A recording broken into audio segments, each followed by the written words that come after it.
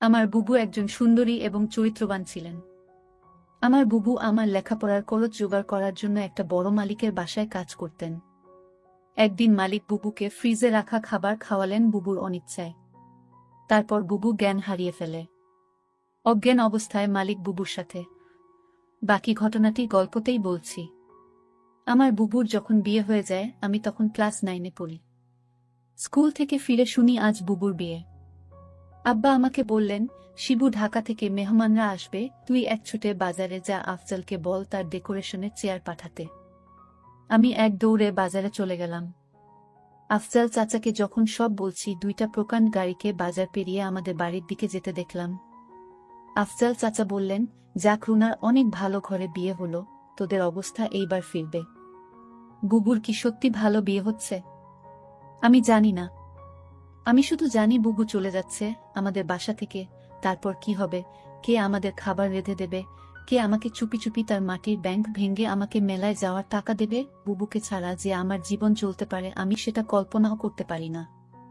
কলেজের এক প্রোগ্রামে আমার সুন্দরী বুবুকে দেখে নাকি দারুণ পছন্দ করেছে এক বড়লোকের ইঞ্জিনিয়ার ছেলে।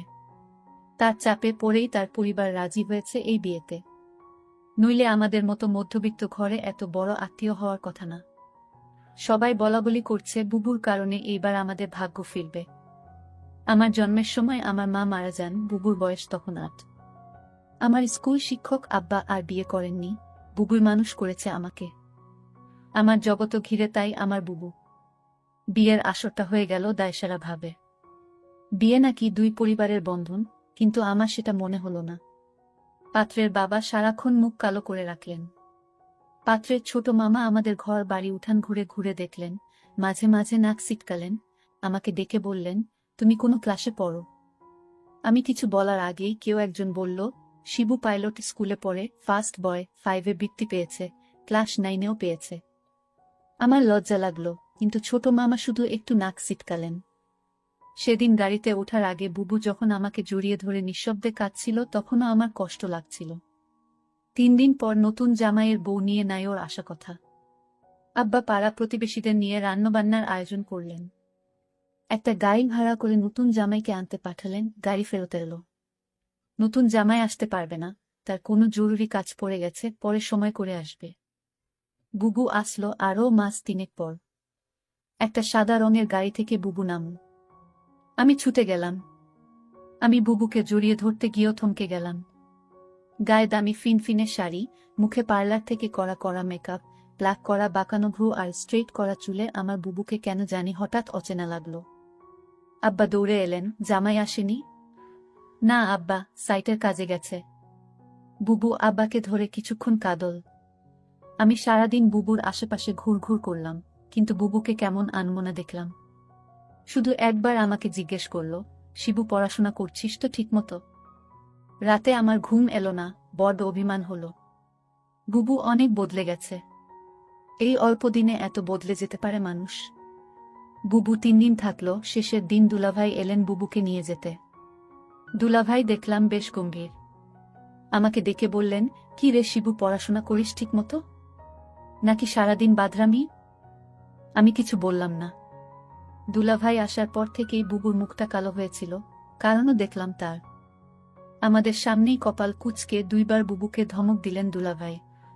বুবু চলে যাওয়ার পর সেই রাতে আব্বা আমার ঘরে এলেন, অপরাধীর গলায় বললেন, শিবু তুই তো অনেক বড় হয়ে গেছিস। বলতো তো আমি কি কোনো ভুল করলাম? আমি হয়তো সত্যি বড় হয়ে গেছি। মনের কথা চেপে বললাম, কেন সেটা বলছেন? বুবু অনেক ভালো আছে। কিন্তু আমি ঠিক জানি আমার বুবু ভালো নেই। বুবুর হাতে কালশিটে দাগ দেখেছি। আমার হাসি খুশি বুবু কেমন গুটিয়ে গেছে মাত্র 3 মাসে। এর ঠিক 1 বছরের মাথায় আব্বাজান মারা গেলেন। আমি একা হয়ে গেলাম। পাড়া প্রতিবেশীরা বুবু দুলাভাইকে চেপে ধরলেন আমাকে নিয়ে যাওয়ার জন্য। বুবু উৎকণ্ঠা নিয়ে দুলাভাইয়ের মুখের দিকে তাকাল। দুলাভাই কিছুক্ষণ ভেবে বললেন, শিবু চলুক, কাজে লাগবে অনেক। কাজেই আমি আমার বইখাতা নিয়ে বুবুর বাসায় উঠলাম। দুলাভাইয়ের পোস্টিং তখন আমাদের গ্রামের কাছেরই শহরে। ছোট ছিমছাম 2 রুমের বাসা। আমি 1 রুম ভাগে পেলাম। শহরের একটা স্কুলে ভর্তি হলাম। দুলাভাই চাকরির পাশাপাশি কন্ট্রাক্টরির ব্যবসা করতেন। একদিন আমাকে বললেন তার সাইটে গিয়ে কাজ তদারকি করতে। আমার স্কুলের ক্লাস মিস হতে লাগলো। আমি বইখাতা নিয়ে কাজের সাইটে চলে যেতাম। সারাদিন কাজ শেষে বাসায় ফিরে খুব ক্লান্ত লাগত। আমার রেজাল্ট খারাপ হতে শুরু হলো। বুবু একদিন ভয়ে ভয়ে দুলাভাইকে বলল, শিবু ভালো ছাত্র, ওর পড়াশোনায় ক্ষতি হচ্ছে না তো? দুলাভাই তেতে উঠলেন, গরিবের ছেলে খেটে খেতে হবে। পড়াশোনা করে কি হবে? যতটুকু দরকার ততটুকু শিখলেই হবে। বুবু তাড়াতাড়ি বলে উঠলেন, ঠিকই তো শিবু, পড়াশোনা করে প্রতিষ্ঠা পেতে সময় লাগবে। তুই দুলাভাইয়ের সাথে কাজ শেখ, অনেক কাজে লাগবে। আমি বুবুর কথায় অবাক হয়ে গেলাম। এই বুবুই আমাকে তৈরি করেছে। সবসময় বলতো পড়াশোনা করে একদিন অনেক বড় হতে হবে। পড়াশোনা ছাড়া আমার আর কোনো কাজ নেই। আজ কত পরিবর্তন। আমি দুলাভাইয়ের সাইটে কাজ দেখতে লাগলাম। ক্লাস 9-এর একটা কিশোরের জন্য নিশ্চয়ই খুব সহজ কাজ না। কিন্তু আমি শিখতে লাগলাম, সাথে পড়াশোনায় করতাম সাইটে। সাইটের লোকজনের কাছেই খবর পেতাম দুলাভাইয়ের কর্মকাণ্ড নিয়ে। দুলাভাই আরো কয়েকজনের সাথে প্রেম করে বেড়ায়। আমি টের পাই। মাঝে মাঝে বুবুর চাপা কান্নার আওয়াজ পাই। সকালে কিছু কিছু দিন বুবুর হাতে নতুন কালশিটে দাগ বুবু লুকাতে চেষ্টা করে। আমি বুঝেছি দুলাভাই বুবুকে অন্যায় অত্যাচার করে। আমার বুবু অনেক বদলে গেছে। আমার মনে হয় আমাকে নিয়ে বুবু ভারী অস্বস্তি বোধ করে। কেমন পালিয়ে বেড়ায়, দেখা হলে ঠিকমতো কথা বলে না। মাঝে মাঝে দুলাভাই বুবুকে পার্লার থেকে সাজিয়ে পার্টিতে নিয়ে যায়। আমার অবাক লাগে। তবু এক একটা দিন যখন বাসায় দুলাভাই থাকে না, হঠাৎ সেই পুরান দিনের মতো বুবু তেল নিয়ে এসে বলে, শিবু আয় তোর মাথায় দিয়ে দি। আমার চোখে পানি আসে। আমি লুকাবার চেষ্টা করি। একদিন অনেক রাতে ফিরে দুলাভাই আমাকে ঘুম থেকে ডেকে তুললেন। আমি জেগে দেখি দুলাভাই প্রচণ্ড রেগে আছে। আমাকে বললেন, হারামজাদা, তোকে আমি সাইট দেখতে দিছি আর তুই সেখানে পড়াশোনা করিস? আমি চুপ করে দাঁড়িয়ে রইলাম। হঠাৎ করে দুলাভাই আমার চুলের মুঠি ধরলেন। বল, আজ সাইট থেকে 1 লাখ টাকা চুরি করেছে কে? নাকি তুই করেছিস? আমি অবাক হয়ে গেলাম। সাইটের টাকা পয়সা সংক্রান্ত কোনো কিছুর সাথেই আমি জড়িত না। আলাদা অ্যাকাউন্টস আছে। তবু বললাম, আমি কিছু জানি না দুলাভাই। তুই জানিস না? কেন জানিস না? তুই এর সাথে জড়িত শিওর? আমার খেয়ে আমার সাথেই দাওতাবাজি। দাঁড়া। দুলাভাই তার বেল্ট দিয়ে আমাকে মারতে আরম্ভ করলেন। আমি সারা জীবনে কখনো মার খাইনি। পরিবারে আদরে মানুষ হয়েছি। স্কুলে ভালো ছাত্র হওয়ায় স্যারেরা অত্যাধিক স্নেহ করতেন। আমি দেখলাম বুবু পাথরের মতো দাঁড়িয়ে আছে। দুলাভাই একসময় ক্ষান্ত দিয়ে চলে গেলেন। আমি সারা রাত বিছানায় শুয়ে কোকালাম। চেষ্টা করলাম মুখ দিয়ে শব্দ না করতে। আব্বা মৃত্যুর আগে বলেছিলেন, শিবু, পুরুষ হয়ে গরিব ঘরে জন্মাইছিস। সামনে অনেক কষ্ট আসবে, শক্ত থাকবি। কখনো কাঁদবি না। পুরুষদের কাঁদতে নেই। পরদিন সকালে আমার ঘুম শরীরে হালকা জ্বর নিয়ে। উঠে দেখি বুবু বসে আছে আমার শিয়রে। শিবু, উঠতে পারবি? আমি মাথা নাড়লাম। হ্যাঁ। তাহলে চল। তাকিয়ে দেখি বুবু একটা ব্যাগ গুছিয়ে রেখেছে। আমি বললাম, কোথায়? বাড়ি ফিরে যাব, চল। তুই আবার ভালো করে পড়াশোনা শুরু করবি, আমি দরকার হয় বাসায় কাজ করব। দুইজনের একটা ব্যবস্থা হয়ে যাবে। আমি অবাক হয়ে তাকিয়ে রইলাম। বুবু আমার জন্য তার স্বামীকে ডিভোর্স দিয়ে চলে এলো এবং সেই বাড়ি থেকে চিরদিনের জন্য চলে এলো। তারপর বাসায় আমি আর বুবু থাকি। বুবু একটা বড় লোক বাসায় কাজ পেল। তাদের কাপড় ধোয়া, রান্না করা ইত্যাদি তাদের কাজ করতে হবে। মাস শেষে যে টাকাটা পাবো সে টাকা দিয়ে আমার লেখাপড়ার খরচ আর পরিবার চলে যাবে। বুবু যে বাড়িতে কাজ করে সেই বাড়ির মালিক বুবুকে একদিন বলেছিল, তোমার যত টাকা দরকার আমি দিব, তুমি শুধু একটি কথা রাখো। বুবু বলল, আমি বাসায় কাজ করি, এটাই আমার চলে, অতিরিক্ত টাকার আমার দরকার নেই। বুবু বুঝতে পেরেছিল বাসার মালিকের চরিত্র ভালো না। তারপরও বুবু এই বাড়িতে কাজ করে যে টাকা পেত সেটা দিয়েই আমাদের মাস চলে যেত। মালিকের বাসার সবাই একদিন কোথায় ঘুরতে গেল। শুধু মালিক বাড়িতে ছিল। মালিকের নাম আছান আলী। বুবু বলল, আজ তো বাসায় কেউ নাই, তেমন কাজও নাই, তাহলে আজ আমি চলে যাই। মালিক তখন বলল, শোনো, অনেক কাজ পড়ে রয়েছে। কি কাজ পড়ে রয়েছে মালিক? মালিক বলল, বাসায় কেউ নাই, আমার দেখাশোনা কে করবে? আমি বলেছিলাম, ও তাই তো। মালিকের জন্য রান্না করলাম, ঘর পরিষ্কার করে মালিককে খাবার দিয়ে বললাম, রাত অনেক হয়েছে, আমার ছোট ভাইটা চিন্তা করছে। আমি এখন যাই। মালিক দমক দিয়ে বলল, এই মেয়ে, তুমি এই বাড়ির চাকরানী। মালিক যখন আদেশ করবে তখন তুমি এই বাড়ি থেকে যাবে। তার আগ পর্যন্ত এখান থেকে এক পাও লড়বে না। আমি তখন নিশ্চুপ হয়ে দাঁড়িয়ে রইলাম। আমার মুখ দিয়ে কোনো কথা বের হলো না। হঠাৎ মালিক বলল দরদ কণ্ঠে, মারে, আমার তো ছেলে মেয়ে আছে, তোর কষ্ট আমি বুঝি। তুই তোর মাকে হারালি, বাবাকে হারালি, নিজের স্বামীকে হারালি, এখন ভাইটাকে লেখাপড়া শিখিয়ে মানুষ করার জন্য তুই পরিশ্রম করছিস। আমি মালিকের হঠাৎ এরকম ভালো কথা শুনে আমি কিছুটা অবাক হলাম। কিন্তু সে মুখে যা বলছে চেহারায় তা প্রকাশ পায় না। আমাকে বলল, আমার স্ত্রী, ছেলে মেয়ে তারা 2 দিনের জন্য ট্যুরে গেছে। আমি বলেছিলাম, আপনি যাননি কেন? আমার ঘোরাফেরা তেমন একটা ভালো লাগে না। আমি এর আগে বহুবার ঘোরাফেরা করেছি, এখন আর ভালো লাগে না। তুই আমার মেয়ের মতো, ধর তোকে আমি কিছু টাকা দিলাম, তোর ভাইয়ের সামনে পরীক্ষা ভালো মন্দ কিছু খাওয়াইস। আমি বলেছিলাম, আমার টাকা লাগবে না। মালিক তখন আমায় জোর করে টাকাটা হাতে ধরিয়ে দিল, আমি না নিয়ে পারলাম না। মালিক আমার প্রতি হঠাৎ এমন দরদ দেখাচ্ছে কেন? যখন মালিকের ছেলে মেয়ে বাড়িতে ছিল তখন তো তিনি এরকম দরদ দেখায়নি। আমি মালিকের এরকম ভালো ব্যবহার দেখে কিছুটা অবাক হলাম। এরকম কথা বলতে বলতে প্রায় রাত 11টা বেজে গেল।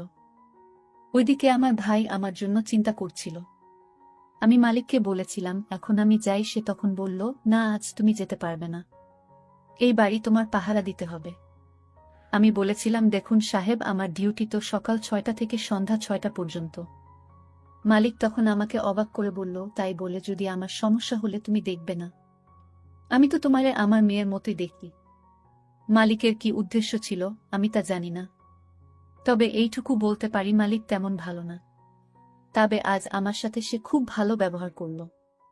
তবে এর আগে যে আমার সাথে ব্যবহার খারাপ করেছিল তা বলছি না, তবে লোকের মুখে শুনি মালিক ভালো না। কিন্তু আজ মালিক আমাকে কিছুতেই বাড়ি যেতে দিচ্ছে না কেন? আমি সেটা নিয়ে দুশ্চিন্তায় পড়ে গেলাম। এর মধ্যে মালিক বলল, আজ আমি নিজ হাতে খাবার তৈরি করেছি। আমি বললাম, কেন নিজ হাতে আপনি খাবার তৈরি করলেন? খাবার তো আমি রান্না করেছি, তার মধ্যে আপনি আবার রান্না করলেন কেন? আরে না মা, সেই খাবার না, ফ্রিজে আমার স্ত্রী আমার জন্য কিছু ভালো খাবার আলাদা রাখতো, সেই খাবার নিয়ে আসলাম। আমি বললাম, ও আচ্ছা। তারপর আমায় বলল, নে মা, আমরা একসাথে আজ খাবার খাই, পেটে বড্ড খিদে পেয়েছে। আমি বললাম, আপনি খান, আমি বরং রান্না করা খাবার খাই। মালিক তখন আমার সাথে বায়না করে বলল, দেখো, তুমি যদি আজ আমার দেয়া খাবার না খাও তাহলে বুঝবো তুমি শুধু টাকাকে ভালোবাসো, এ বাড়ির মানুষদের ভালোবাসো না। আমি তার কথায় কিছুটা অবাক হলাম। মালিক বলল, ঠিক আছে, তুমি খাবারটা খেয়ে বাসায় চলে যাও, তোমাকে ছুটি দিয়ে দিব। আমি তখন খুশি হলাম। বাবার বয়সী একজন মানুষ আমাকে এত করে বলছে ফ্রিজে রাখা ভালো খাবার খেতে। যাই হোক, আমি শেষ পর্যন্ত হেরে গেলাম। আমি খাবারটা খেলাম, আর ফ্রিজে রাখা খাবারটা খাওয়ার জন্য রাজি হলাম তার একটাই কারণ, মালিক বলেছিল আমায় ছুটি দিয়ে দিবে খাবারটা খেলে। আর তাই আমি ফ্রিজে রাখা খাবার খেলাম। খাবারটা ভালোই লাগলো, দামি খাবারের আগে আমি এমন খাবার কখনো খাইনি। আমার খেয়ে ভালোই লাগলো। খাওয়া দাওয়া শেষ করতেই আমি বললাম, মালিক, এবার যাই। এই কথা বলতেই আমি চোখে কিছুটা ঝাপসা দেখতে পেলাম। আমার চোখ অন্ধকার হয়ে আসতে লাগলো। আমি বেহুশ হয়ে মাথা ঘুরে পড়ে গেলাম। তারপর কি হয়েছিল তা আমি বলতে পারবো না। আমার পরের দিন দুপুরে জ্ঞান ফিরে। আমি জেগে দেখি আমি হাসপাতালে কেবিনে শুয়ে আছি। আমার ছোট ভাইটা বলল, বুবু, তোমার কি হয়েছিল? আমি আমার ছোট ভাইকে জিজ্ঞেস করলাম, আমি এখানে কিভাবে এলাম? ছোট ভাই আমাকে বলল, বুবু, আমি তোমার জন্য অপেক্ষা করতে করতে কখন ঘুমিয়ে পড়লাম। আমি বলতে পারলাম না, কিন্তু আমার সকাল সকাল ঘুম ভাঙার পর আমি তোমার রুমে গিয়ে দেখি তুমি বাসায় ফিরোনি। আমি তখন দৌড়ে তুমি যে বাড়িতে কাজ করো সেই বাড়িতে গেলাম। গিয়ে দেখি তুমি মালিকের ঘরে অজ্ঞান অবস্থায় শুয়ে আছো। তারপর মালিককে আমি জিজ্ঞেস করলাম, আমার বুবুর কি হয়েছে? সে বলল, ঘুমিয়ে আছে, কি আর হবে। তবে তোমার বুবুর মনে হয় প্রেশার কম হয়ে গেছে, তাই ক্লান্ত হয়ে শুয়ে আছে। আমি বলি কি, তোমার বুবুকে হাসপাতালে নিয়ে একটা সেলাইন দাও, তাহলেই সব ঠিক হয়ে যাবে। টাকা যা লাগে আমি দিয়ে দিচ্ছি। তখন মালিক আমাকে 5,000 টাকা দিয়ে বলল, যাও তোমার বুবুকে হাসপাতালে নিয়ে যাও। আমি তোমাকে হাসপাতাল নিয়ে আসার পর ডাক্তাররা বলল পরীক্ষা করতে হবে। ডক্টর বলল, তোমার প্রেশার কমে যায়নি, তোমাকে খাবারের সাথে কিছু মিশিয়ে তোমাকে অজ্ঞান করা হয়েছে। তারপর ডাক্তার বলল, মেয়েটি তোমার কি হয়? আমি বললাম, আমার বড় বোন। তোমার সাথে আর কেউ আসেনি? না ডক্টর, বুবুর আমি ছাড়া আর কেউ নাই। আমি ডক্টরকে জিজ্ঞেস করলাম কি হয়েছে, আমার বুবুর বলেন ডক্টর। ডক্টর বলল, তোমাকে বলা যাবে না। আমি আমার ছোট ভাইয়ের কথা শুনে বুঝতে পারলাম আমার সাথে কি ঘটেছিল। মালিক আমার সাথে এরকম অসম্মানজনক আচরণ করল। আমি এই কথাগুলো শুনছিলাম আর আমার চোখ বেয়ে বেয়ে পানি পড়ছিল। আমি সিদ্ধান্ত নিলাম মনে মনে আমি আর এই পৃথিবীর মুখ দেখতে চাই না। কিন্তু আমার ছোট ভাইটা আমাকে বলল, বুবু তোমার কিছু হলে আমি বাঁচব না বুবু। তুমি ছাড়া এই দুনিয়ায় আমার কেউ নাই বুবু। আমার ছোট ভাইটা আমার জন্য এভাবে কাঁদতে লাগলো। ছোট ভাইটা বলতে লাগলো, বুবু আমি আর লেখাপড়া করব না। আজ থেকে আমি কাজ করব। তোমাকে আর কাজ করতে দিব না। তুমি শুধু ঘরে বসে থাকবা। আর তোমাকে আমি যেভাবেই হোক তোমাকে ভালো ছেলে দেখে তোমাকে বিয়ে দিব। ভাইটার কথা শুনে আমার চোখের পানি ধরে রাখতে পারলাম না। আমি বেঁচে রইলাম আমার ছোট ভাইটার জন্যই। বন্ধুরা, আজকের